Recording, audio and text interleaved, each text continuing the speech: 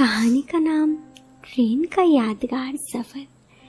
आजकल लॉकडाउन चल रहा है तो सब घर ही रहते हैं, ऐसे में बाहर जाना तो होता नहीं है। तो ये बात थोड़ी पुरानी है, जब लॉकडाउन नहीं था।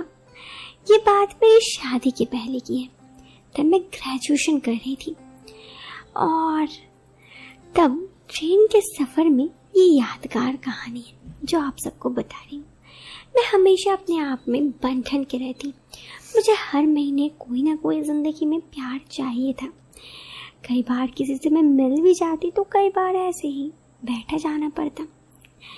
एक बार मैं अपने कुछ काम से ट्रेन का सफर कर रही थी। मेरे साथ एक लड़का बैठा था, उससे मेरी अच्छी बातें हो रही थी। आप कहानी शुरू करने से पहले मैं आपको बता दूं, ये मेरी जिंदगी की एक सच्ची दास्तान है, किसी और की नहीं, मेरी ही। थोड़ा ध्यान से सुनना। उसका नाम धीरेंद्र था। वो लड़का ग्रेजुएशन कर रहा था। वो काफी अच्छा देखने में था और काफी खुले किस्म का था। वो कई बार जोक मारते हुए बिना कुछ शर्म किए हुए कुछ भी बोल देता, तो मैं भी कोई हिचकिचाहट नहीं रखती। कुछ देर बाद हमारी ट्रेन एक स्टेशन पर रुकी। उधर हमारे पास बैठे बहुत सारे लोग उतर गए। वो लड़का भी नीचे उतरकर कुछ खाने के लिए लेने गया। वापस आने के बाद मैंने मुझसे पूछा, आप कुछ खाओगे? मैं उसकी बात समझ गई, वो क्या फल खाने का बात कर रहा था। मैंने उससे कहने लगी, हाँ बिल्कुल, अगर कुछ ताज़ा अच्छा मिले तो मुझे पसंद है। वो बोला कि तो ठीक है, मेरे पास कुछ फ्रूट्स हैं जो है देता हूँ। मैं उसकी तरफ आंखें नचा कर देखी, अच्छा दिखाना।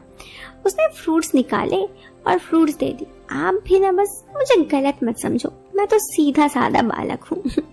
ये कहकर वो हंसने लगा, मैं भी हंस दी। उसने जो फल मुझे दिए मैंने उसे हाथ से लिया और उसके सामने ही अच्छे से खाने लगी। मेरी इस हरकत से वो भी काफी एक्साइटेड हो गया। फिर वो ज्यादा कुछ नहीं बोला। 1 मिनट बाद वो उठा और वॉशरूम की तरफ चला गया।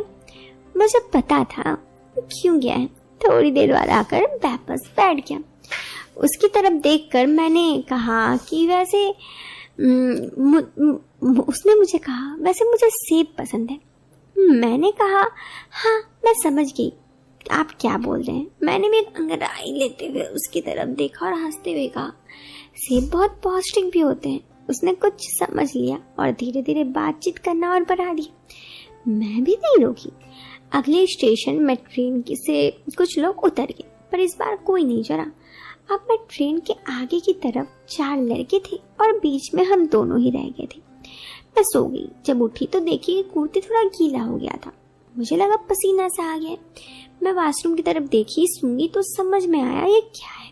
मैं कुछ नहीं बोली, मुझे भी अच्छा लग रहा था। मैंने वॉशरूम का दरवाजा बंद नहीं किया था क्योंकि मैं ऐसे बस अपने आप को देखने गई थी। बाहर धीरेंद्र था। उसने ये सब देख लिया कि मैं क्या कर रही हूँ। उसे पता था कि आग मेरे अंदर भी है। उसने कुछ नहीं कहा। उसके बाद जो हुआ, थोड़ी देर बाद मैं बाहर आई और सीट में आकर बैठ गई। मैंने देखा धीरेंद्र बैठा है। मैं कुछ नहीं बोली। उसने मुझे कहा, वैसे बहुत गर्मी है ना? मैंने पूछा, कैसे? उसने कहा, बहुत गर्मी लग रही है। उसकी बात से मैं समझ गई ये कहना क्या चाहता है। मैं भी जैसे एक्साइटेड होकर बोली कि हाँ। उसके बाद हम दोनों एक दूसरे की तरफ भी देख रहे थे और तभी 2 लड़के वहां से क्रॉस किए, जो मैंने कहा कि बगल में कोच में बैठे थे। उनके आने से मैं तुरंत ही दूसरी तरफ देखने लगी और धीरेंद्र भी अपने आप को ठीक किया। लेकिन उसने कहा कि अरे क्या बात है। उनकी बातों में मैं समझ गई कि ये लोग कहना क्या चाहते हैं। मैं कुछ नहीं बोली, बस मैंने कहा कि ठीक है, कोई दिक्कत नहीं है। आपने जो देखा मैं आपको वो सब कुछ बताती हूँ। दोस्तों, उसके बाद उस ट्रेन में बस हम लोग 6 लोग थे। वो 4 लड़के, धीरेंद्र और मैं। हमने कोच के सारे गाड़ी के जितने भी खिड़की थे वो सारे खिड़की बंद कर दी और फिर ऐसे ही थोड़ी देर के बाद हम लोग वहां पर थे। जैसे कि पूरे सफर में हम बस 6 लोग थे। इसी तरह काफी देर अच्छा से गुजरा। रात होने आई थी, मैं काफ़ी थक भी गई थी।